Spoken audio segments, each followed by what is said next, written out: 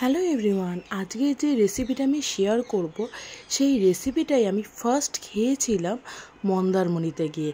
কারণ তার আগে কোনো দিনই আমি ক্র্যাব বা কাঁকড়া বাড়িতে ট্রাই করিনি। তো ফার্স্ট দীঘা এবং মন্দারমণিতে গিয়ে আমি এই রেসিপিটা ট্রাই করেছিলাম এবং এই কাঁকড়া খাওয়াটা কিন্তু আমার শুরু হয়েছিল তখন থেকেই। তার আগেই বা ছোটোবেলায় বলো আমি কোনো দিনই কাঁকড়া টেস্ট করে দেখিনি। তো চলো রেসিপিটা শুরু করা যাক। তার জন্য অবশ্যই তোমাদের রিকোয়েস্ট করব এই ভিডিওটা স্কিপ না করে দেখো। তো সবার প্রথমে কাঁকড়াগুলোকে ভালো করে পরিষ্কার করে নিয়েছি। এই পরিষ্কারের ভিডিওটা আমি তোমাদের দিইনি, পরে কোনো দিন একদিন সময় পেলে অবশ্যই দেব। এটা পরিষ্কার করাটাও কিন্তু অনেকটা সময় সাপেক্ষ ব্যাপার, কারণ এইটা পরিষ্কার করতে গেলে বেসিক্যালি ব্রাশ দিয়ে ঘষে এর ভেতরের ময়লাগুলো পরিষ্কার করতে হয়। করে এবার দেখো কাঁকড়াগুলোকে আমি ভেজে নেব। তার জন্য দিয়েছি কড়াইতে সর্ষের তেল এবং তার মধ্যে একটু নুন হলুদ দিয়ে এই কাঁকড়াগুলোকে দিয়ে দিলাম এপিট ওপিট ভাজার জন্য।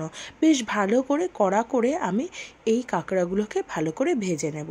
ভেজে তুলে নিয়ে এবং আস্তে আস্তে পরের পার্টগুলো আমি ভেজে ভালো করে তুলে নেব। তোমরা দেখতেই পারছো এই পরের পোর্শনগুলো ভালো করে ভেজে নিচ্ছি। আর কাঁকড়ার একটা বিশেষত্ব হচ্ছে কড়াইতে গরম কিছু তেলের মধ্যে দিলেই এটা হয়ে যাবে লাল।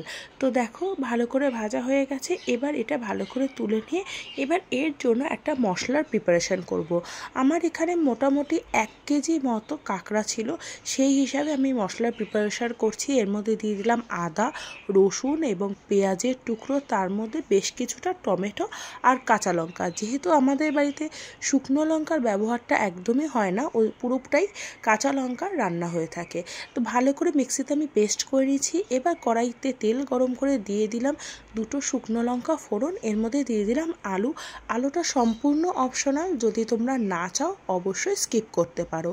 আলুটাকে দেখো আমি লাল লাল করে ভেজে নিয়েছি। এবার এর মধ্যে দিয়ে দেব বেশ কিছুটা পেঁয়াজ কুচি।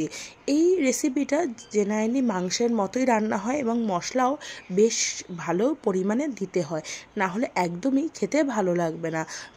বলা যেতে পারে মাংস যেরমভাবে রান্না হয় সেরমভাবেই কাঁকড়া রান্না করা দরকার, তাহলেই কাঁকড়ার উপযুক্ত টেস্ট তোমরা পাবে। তোমাদের সাথে কথা বলতে বলতে দেখো পেঁয়াজটা ভালো করে ভাজা হয়ে গেছে, বেশ পেঁয়াজটা মজে এসছে এবং এই জায়গায় তোমরা একটুখানি নুন দিয়ে দিতে পারো, তাহলে খুব তাড়াতাড়ি পেঁয়াজ মজে যায়। পেঁয়াজ ভাজা হয়ে গেছে। এবার দিয়ে দেবো এর মধ্যে যে মশলাটা করে রেখেছি সেই মশলাটা।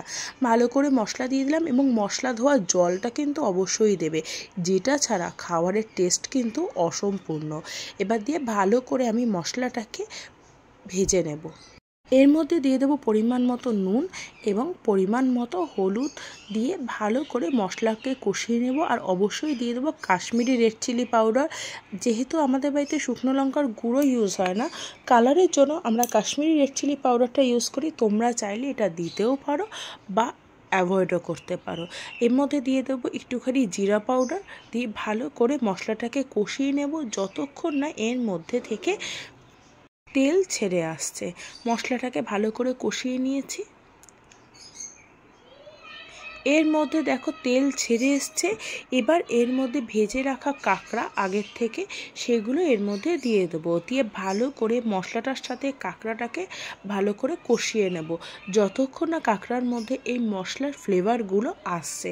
আর কাঁকড়া রান্নার ক্ষেত্রে কিন্তু ভালো করে কষানোটা ভীষণ পরিমাণে জরুরি, যাতে মশলাটা সম্পূর্ণ কাঁকড়ার ভেতরে ঢুকে যেতে পারে। আর কাঁকড়ার একটা বিশেষত্ব হচ্ছে কাঁকড়ার যে মাংসগুলো ভীষণ মিষ্টি মিষ্টি হয়।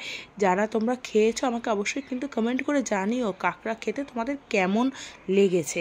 এবার এর মধ্যে দিয়ে দিলাম একটুখানি জল, দিয়ে ভালো করে এবার কাঁকড়া দিয়ে আর এর মধ্যে মশলা দিয়ে ফুটিয়ে নেব যতক্ষণ না কাঁকড়ার মধ্যে এই মশলার ফ্লেভারগুলো সব যাচ্ছে। ভালো করে ফুটিয়ে নিচ্ছি। এবার দেখো ফুটে উঠেছে, দেখতে কি সুন্দর লাগছে না? খেতেও কিন্তু দুর্ধর্ষ হয়েছিল।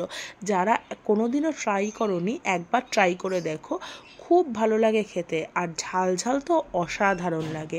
এরপর আমি দেখো ওপর থেকে একটু টমেটো কেটে ছড়িয়ে দিয়েছি। এই টমেটো কাটাটা দেওয়ার একটাই কারণ, যখন এটা ঝোল এবং কাঁকড়া খাওয়া হবে এই টমেটোটা মুখে পড়লে ভীষণ সুন্দর টেস্ট আসে। তোমরা যারা করোনি একবার এরমভাবে ট্রাই করে দেখো, আশা করি রেসিপিটা তোমাদের খুব ভালো লাগবে। আর অবশ্যই জিরা কাঁচা লঙ্কা লাস্টে দেব এবং দেব গরম মশলার গুঁড়ো। ব্যাস আমাদের কমপ্লিট কাঁকড়ার ঝাল বা ক্র্যাব মশলা, তোমরা যেটাই বলো, যেমন খেতে হয় তেমনি দেখতে সুন্দর হয়েছে। তো তোমরা কারা কারা এই রেসিপিটা ট্রাই করেছো আমাকে অবশ্যই কমেন্ট করে জানিও। আর যারা এখনও অবধি ট্রাই করোনি তাদের রিকোয়েস্ট করব অবশ্যই এই রেসিপিটা ট্রাই করো। গরম ভাতে জাস্ট জমে যাবে ক্র্যাব মশলা বা কাঁকড়ার ঝাল। আমার অন্যান্য রেসিপি তোমাদের কেমন লাগছে আমাকে কমেন্ট করে জানাতে কিন্তু ভুলো না। ভালো মন্দ যাই তোমাদের লাগুক আমাকে অবশ্যই কমেন্ট করে জানিও, এবং তোমাদের কমেন্টের রিপ্লাই কিন্তু আমি অবশ্যই দেবো। তো আজ আসছি, দেখা হচ্ছে নতুন রেসিপি নিয়ে। টাটা।